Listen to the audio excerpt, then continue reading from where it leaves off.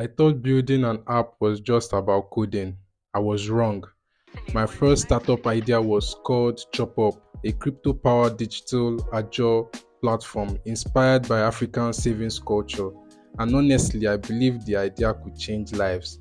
But before I could even properly launch it, I ran into one of the biggest realities of building startups in Nigeria. Google basically told me, you cannot publish this app unless you're a registered business.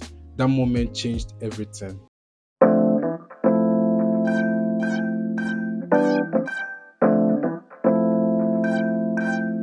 Yo, what's up, guys? My name is Mola, and welcome to Mola Builds Code.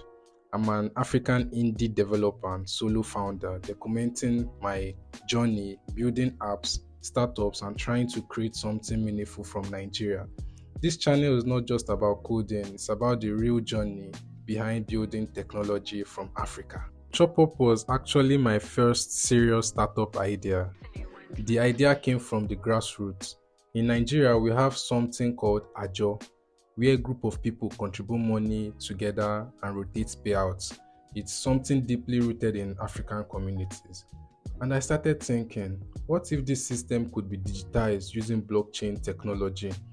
What if people could save together transparently using crypto? That idea became ChopUp, and honestly, I went deep into it. Smart contracts, blockchain, crypto integration, community savings, everything. I wasn't just trying to build another random app. I was trying to build something meaningful, especially after spending years working around tech environments like MasterCard and also being involved in crypto trading myself. I understood the potential. But then reality hits me hard. When you build crypto or financial apps, especially on Google Play, the requirements are different. You can't just upload the app as a personal developer anymore. You need business verification, CAC registration, DONS number, and business documents compliance requirements. And if you're in Nigeria, that process is not simple. People online say just register your company, but they don't know or even understand how expensive and stressful that process can become when you are self-funded.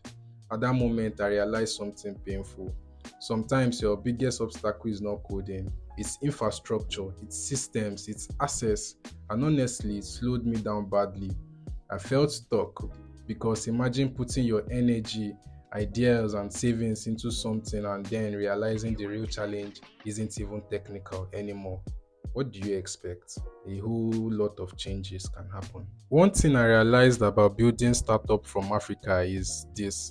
You are not only building the product, you are fighting the environment too. People in places like Silicon Valley can wake up and launch a startup with systems already working around them.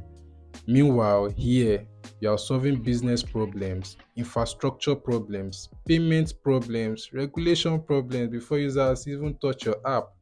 That changes you mentally. And honestly, a lot of talented African developers quit because of that pressure. Not because they are not skilled, but because the environment can make your dream feel impossible.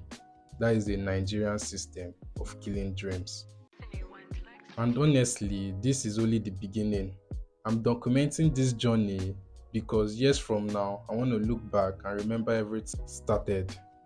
The failed ideas, the pivots, the rejection emails, the sleepless nights, the savings spent, the risk. I believe Africa is going to produce some of the biggest tech founders in the future, and I want to be part of that story, not by talking, by building.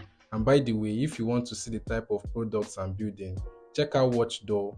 It's a safety alert app I built after pivoting from ChopUp. It's already live on Google Play right now, and the iOS version is currently on the Apple Store. This is the beginning of something bigger. So, if you are into programming startups, indie hacking, app development, crypto, or watching a real African founder build from zero, subscribe to the channel. This is Mola Builds Code from Africa to the world. Let's build. Thanks.